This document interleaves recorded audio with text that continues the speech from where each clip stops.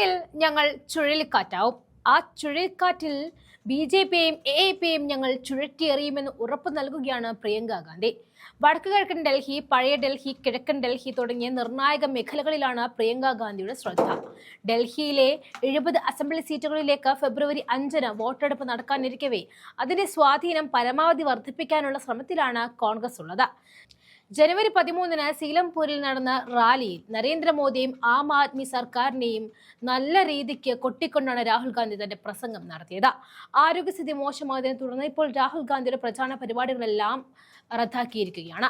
വടക്കു കിഴക്കൻ ഡൽഹിയിലെ മുസ്തഫാബാദിലെ ഒരു റാലി അദ്ദേഹം റദ്ദാക്കി.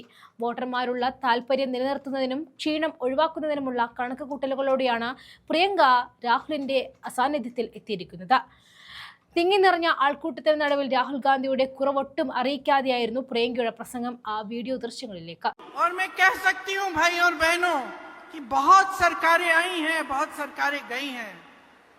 ಮತ್ತೆ ನಾನು ಹೇಳ್ತೀನಿ ಅಣ್ಣ ತಮ್ಮಂದ್ರೆ, ಸಾಕಷ್ಟು ಸರ್ಕಾರಗಳನ್ನ ನಾವು ಬಂದಿರತಕ್ಕಂತದ್ದನ್ನ ನೋಡಿದೀವಿ, ಹೋಗಿರ್ತಕ್ಕಂತದ್ದನ್ನ ನೋಡಿದೀವಿ. और ये सिर्फ कांग्रेस की सरकारें नहीं रही. ಇವು ಬರೀ ಕಾಂಗ್ರೆಸ್ ಪಕ್ಷದ ಸರ್ಕಾರಗಳು ಮಾತ್ರ ಅಲ್ಲ, अनेक पार्टियों की सरकारें आई, ಹಲವಾರು ಪಕ್ಷಗಳ ಸರ್ಕಾರಗಳನ್ನ ನಾವು ನೋಡಿದೀವಿ.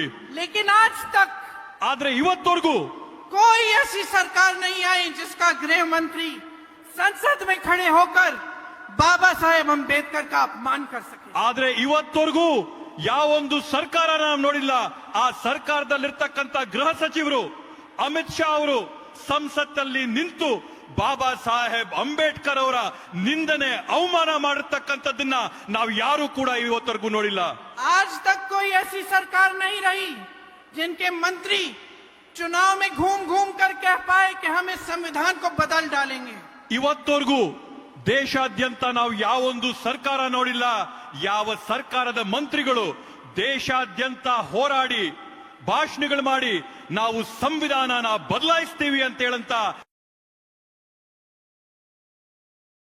सोच सकता था कि इस स्वतंत्र भारत में दशकों गुजर गए, हमें स्वतंत्रता प्राप्त हुई और इस स्वतंत्र भारत की धरती पर खड़े होकर कोई कह सकता है कि हमें 1947 में स्वतंत्रता नहीं मिली.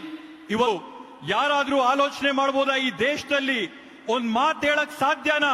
1947ನೇ ಇಸ್ವಿಯಲ್ಲಿ ನಮ್ಮೆಲ್ಲರ ಹೋರಾಟ, ಶ್ರಮ, ಬಲಿದಾನದಿಂದ ಈ ದೇಶಕ್ಕೆ ಸ್ವಾತಂತ್ರ್ಯ ಸಿಕ್ಕಿಲ್ಲ ಅನ್ನಂತ ಮಾತನ್ನ ಯಾರಾದ್ರೂ ಹೇಳಕ್ ಸಾಧ್ಯನಾ? किसी ने नहीं सोचा था कि इस तरह का अपमान सरकार की तरफ से आएगा.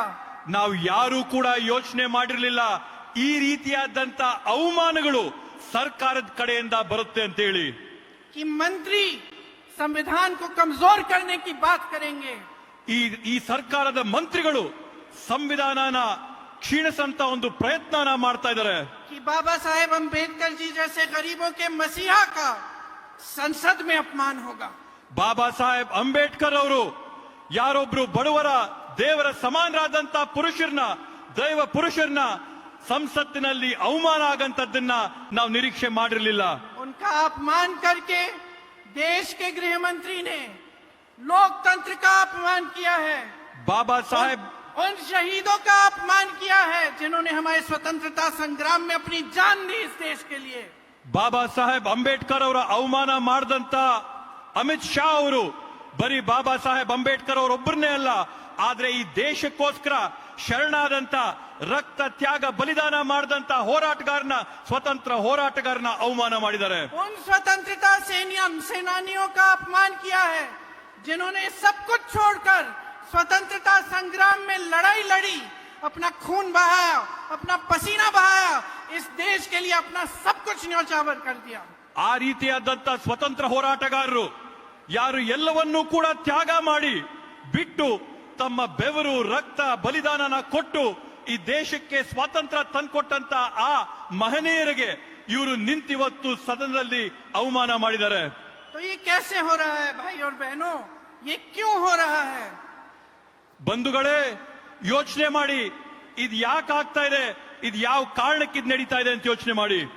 ये इसलिए हो रहा है कि जब तमाम देशवासी, इस देश के किसान, इस देश के मजदूर, इस देश के स्वतंत्रता सेनानी स्वतंत्रता संग्राम में शामिल थे, तो उसी समय एक और विचारधारा इस देश की धरती पर उभर रही थी।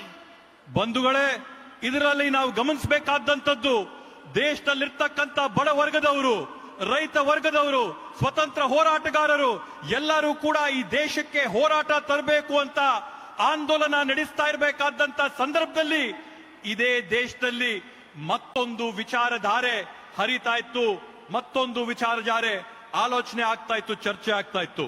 वो एक ऐसी विचारधारा है जिसने उस समय भी संविधान का अपमान किया, उस समय उसके खिलाफ, संविधान के खिलाफ एक पूरा अभियान चलाया। ಅದು ಯಾವ ತರದ ವಿಚಾರಧಾರೆ ಅಂತಂದ್ರೆ, ಆ ವಿಚಾರಧಾರೆ ಸ್ವತಂತ್ರದ ಸಮಯದಲ್ಲಿ ಕೂಡ ಸಂವಿಧಾನನ ವಿರೋಧ ಮಾಡಿದಂತದ್ದು, ಸಂವಿಧಾನದಲ್ಲಿರ್ತಕ್ಕಂಥ ಅಂಶಗಳನ್ನ ತಿರಸ್ಕಾರ ಮಾಡಿದಂತ ಒಂದು ವಿಚಾರಧಾರೆ ಅಂದಿನಿಂದ ಕೂಡ ನಡ್ಕೊಂಡು ಬಂದಿರತಕ್ಕಂಥದ್ದು.